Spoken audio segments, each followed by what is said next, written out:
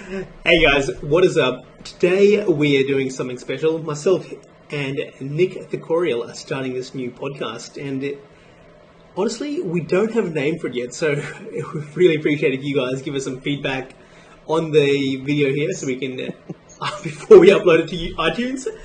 But if you are listening to iTunes, guys, there you go. Through this podcast, it is all about marketing. It's about life. It's combining Nick's many years of experience in high-level business. So he's come from an investment banking background, evaluating businesses, then went on to growing his own business, his own family business, for multiples of what it was when he started it.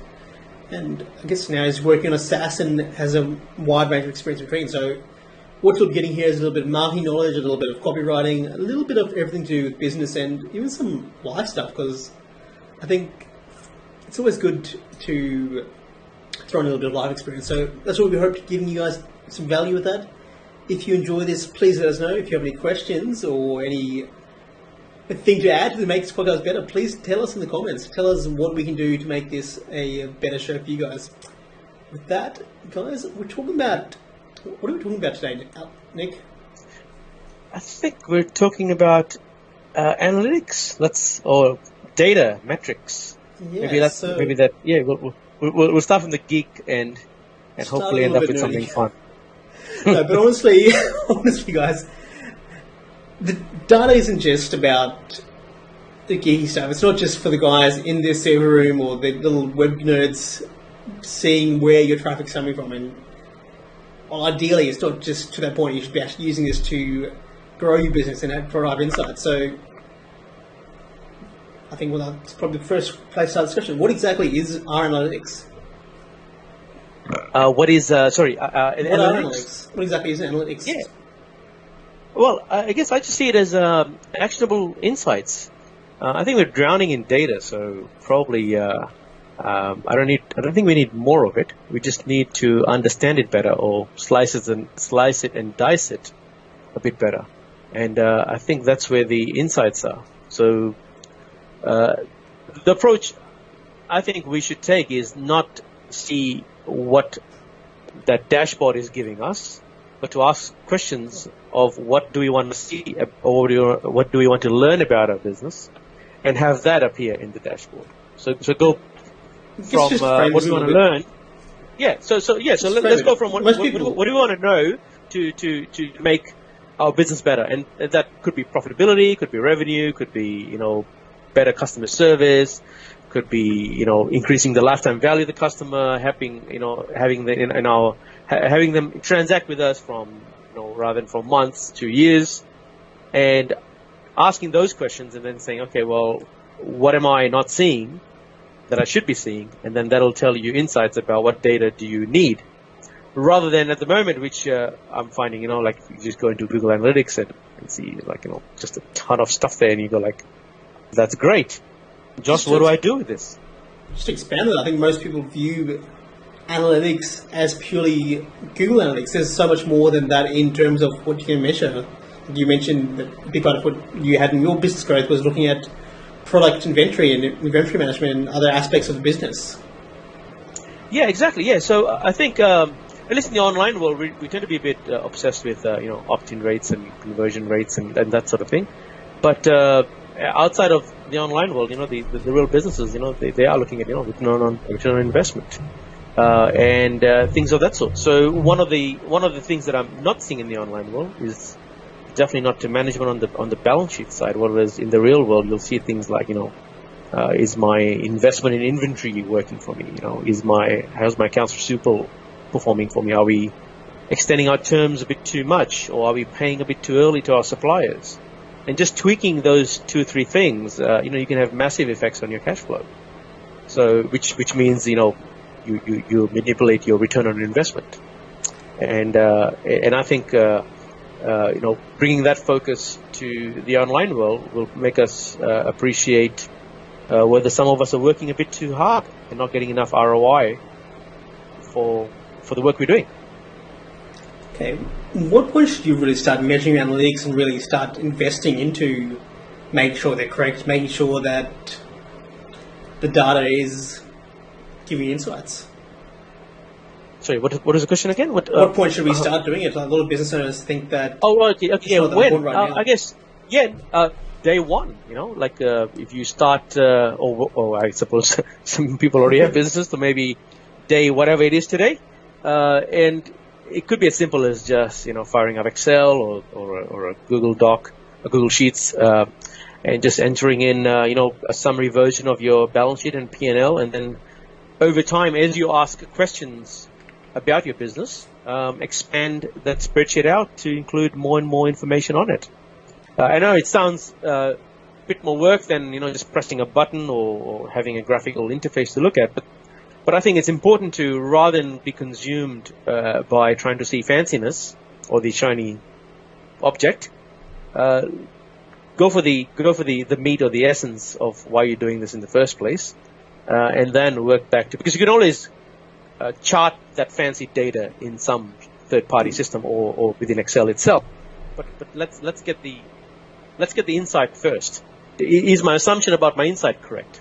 No point doing all the work and then grabbing metrics that don't give you anything. So you're better off just having a hacked solution first, which is cheap and fast, and then seeing is this allowing me to get better outcomes in the business? And if it is, then think about putting that into some fancy dashboard.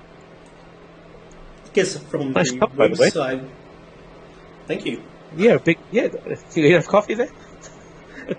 See, it's a long podcast. Actually, it's a long podcast.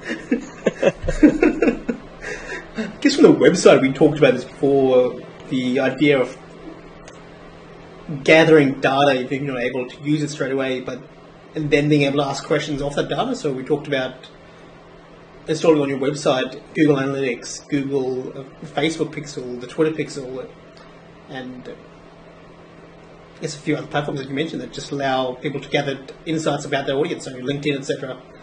Why would you be I guess from a business point of view, why would you be wanting to get so much data? What does that allow us to do? Okay, so that's, I guess, audiencing, if I can call it that, which is, if anyone's got an online business of sorts or a website, I think just put up a Google Tag Manager container and just fire pixels everywhere. And you might be like, well, why am I firing a Snapchat pixel? Well, maybe tomorrow you might end up with a product for that market, or you might get some sales, and if you survey the list, you might be like, hang on a second, they're 16-year-olds or 18-year-olds or whatever they are, and you might all of a sudden realize that that's your Snapchat audience. So, but by not having that pixel in the first place, you've just lost any future optionality. But what's the cost of putting a pixel into Google Tag Manager, having fire on your website? I mean, well, it's like, I don't know, 10 minutes of your time, maybe 15 minutes, or maybe a bit more, if you're not familiar with the platform. But generally speaking, no more than 10 to 15 minutes to add these pixels into your Google Tag Manager container. So I guess we should probably talk about what I have firing in mind. I've got AdRoll, Perfect Audience, Quantcast, Google, Facebook, Twitter, Pinterest, Snapchat. Brilliant. I think even for any kind of business, if you're not, people who come to your website, even those who are taking specific actions, are the ones who are going to be the best results for your business. So I think what's kind of lost between the big brand world and the online world is the idea of multiple touch points and really saturating your market. That's what, I guess you've told me about dealing with bigger brands. They get the branding point of view, but online we kind of forget about that. But where we have the opportunity to compete with them at scale is by remarketing to our best prospects. So use your Twitter pixel. The beautiful thing about these audiences that these third-party platforms are building for us is that you can go and do insights. So you can just, who the hell are these people who are coming to my site as per Snapchat's view, as per Twitter's view, as per Facebook's view, or Google, or whoever it be. And that gives you vantage points from these different platforms. And that's, talk about free market research. It's just, that's gold. So that's kind of like how I see it. I'm like, you know what, we can survey and ask questions and all that sort of stuff, but I'm like, no, well, they're already coming to your site. You might as well just learn from that system's perspective who they are, and you might find that your best audience customers is too. on Twitter. Yeah, correct, absolutely, yeah, but both, leads, customers, visitors, or any combination anything with thereof. purchase intent allows you to I'm get sorry? more, any kind of purchase intent, so that they've taken action on your website. But using Google Tag Manager, and whether you do it yourself or get somebody to do it for you, they can segment those audiences so you can get better knowledge about the people who are taking purchase. Yeah. Purchase. No, this is kind of probably a bit advanced. So I don't know if how relevant would it be for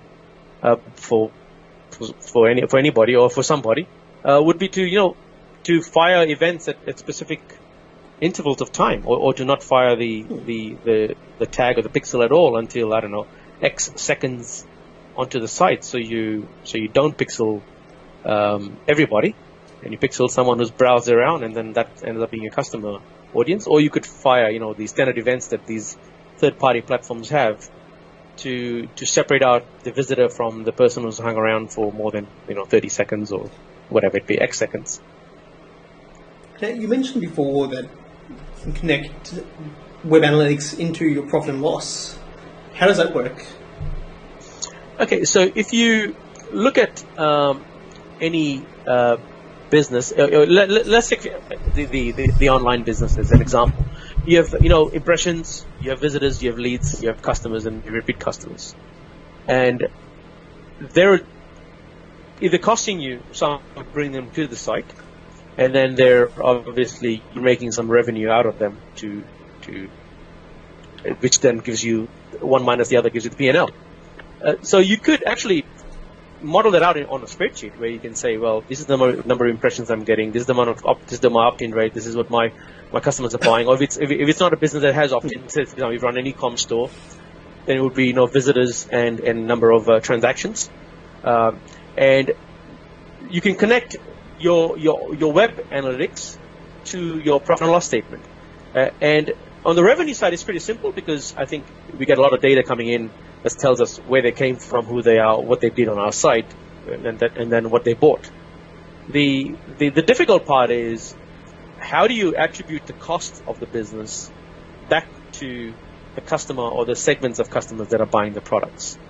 And that's where you need to use something called activity-based costing. If anyone's got a finance or accounting background would know it's attributing cost, which normally would be called overhead, back into, or finding a way to split those costs out into its component pieces, and then attributing that cost back to the cost driver or wherever the revenue came from. So that way you end up getting your revenue for the customer, you get the cost of goods sold or the cost to serve them, and then you have a whole bunch of overheads that are allocated towards that. So then you end up getting a profit per customer. But you could also do that on the balance sheet side, where you could allocate your capital across the various customers. And probably in the online business doesn't make too much sense to do it, but if it's an offline business where you are if it's a B2B business, I should say, where you have accounts receivable and large levels of stock holdings and all this sort of stuff, you could attribute those costs back against the customer, and then get a real investment, which is the amount of money that it's consuming, the amount of capital you're putting across each customer, and then you have your profit. And you can divide one by the other, gives you a return on investment on a per customer basis. Now you can of course you can do that in the online world as well, for groups of customers or segment of customers, and that's a really good way to see your web data and your financial data, and then your balance sheet data and your P&L data sort of mash into one to give you a holistic view as to what's happening in the business. I guess once you get into that, you can really get that data really quickly. It just takes the time to set up initially.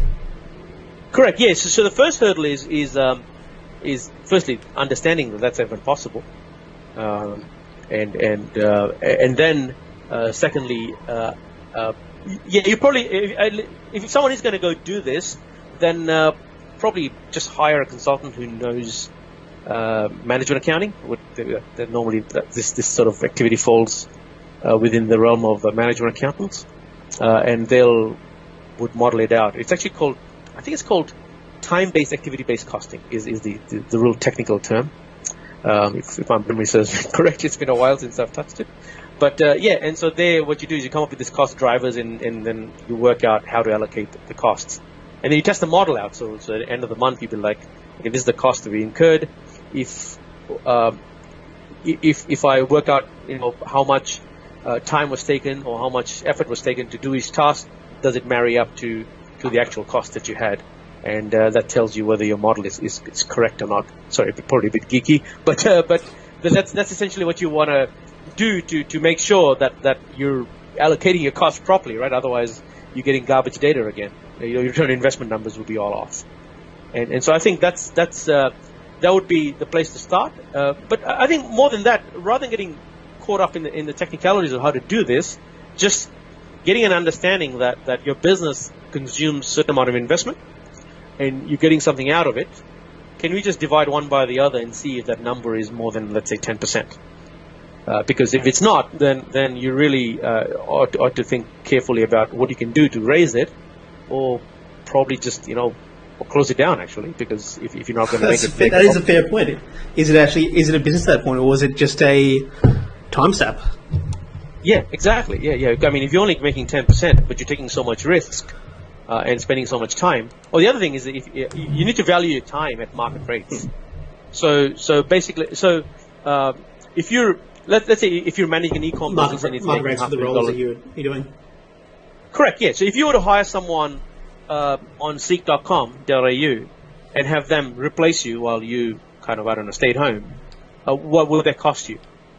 So that means basically doing your job. So, talking to suppliers, talking to customers, doing the order fulfillment, whatever else that the owner is doing. What's the real cost to replace them, and have value their time at that rate, and then see whether you're actually making any money. Because I think what happens in a lot of at least small businesses, people only pay themselves enough to sort of buy the groceries. When in reality what they should be doing is, that's fine, continue to do that because you want to reinvest in your business. But for the purposes of financial analysis, you need to value your time at market rates. And I think you'll find that the profit you're making is probably considerably less, or even negative, actually, after taking your time out at market rates, which is good, because now you know that you're destroying value. You're better off closing it down, or at least taking some corrective action to you've got to shift it really quickly, or you might as well be doing the same role for someone else. Correct. That scale. Exactly, because then now you're actually making money, because you'll leave at 5 o'clock. That too. That's too, right? You leave at 5 o'clock. You're not be working till midnight. Yeah, that's cool. We mentioned product inventory management. How does analytics tie into that? Because it's not something that people can tie into analytics. So let's tie that in. I got a call from someone not long ago. They do supplements, and he said they keep running out of stock. And I said, what kind of inventory forecasting are you guys doing? And he said, well, he didn't say much. So I said, okay, well, there's no forecasting happening here. So I made a very simple spreadsheet that basically looked at the last 3 months average sales, and you forecast and you kind of tie that into your ad spend. So what I was trying to get them to do, and this is a very rough heuristic, all right? So it's not awfully accurate, but it works because it's simple. And the point is that sometimes you may come up with a better solution, but there's nobody to drive it, and then you really aren't serving anybody. So the simple solution was, for every dollar in ad spend, what kind of revenue you're generating. And of course, it's going to fluctuate, because as your campaigns move or as your campaigns get tired, the number will move. But let's just assume that number's stable. And work out, well, how much you're going to spend next month. And that should give you a good forecast of what revenue you're going to make. And that translates into so much stock that's going to be consumed, or so much stock that you're going to be sending out to your customers. And then it's a matter of just working back, saying, well, how much do I have currently in stock? And how much do I need next month, and seeing if there's a deficit or a surplus. So if there's a surplus, then don't buy. If there's a deficit, then just make sure you place in order to replenish that stock before it runs out. Because one of the worst things you can do, especially if it's a repeat business, is to lose that sale. Because if it's a consumable item or an item where they just have to use it, let's say, let's take an example. Let's say someone buys a hair color from you, and you don't have it, but they need it to color their hair. Well, they might move to another brand or to another product. And if they do that, then you've lost that customer forever from that point onwards. So by being sloppy in inventory management, you could lose a customer for life. So you destroy lifetime value. So you might say, well, you know what? I didn't have it in stock. Big deal. We were short by 100 this month, but it's not 100. It's 100 times every other month that they're not with you, or ever. Correct. So the actual value of stock out could be measured in many days, months, or even years if it's a consumable product that they've been using with you for a long time. Because basically, the longer someone is on a product with you, the longer they'll remain with you. I think Nassim Taleb calls it the Lindy effect, which is the longer something's been around, the longer it'll be around. And so you've got Coke, the more you're likely to stay drinking Coke as opposed to Pepsi. Yeah, exactly. Yeah, exactly. Yeah. I mean, outside of any external effect, like you end up getting diabetes or whatever.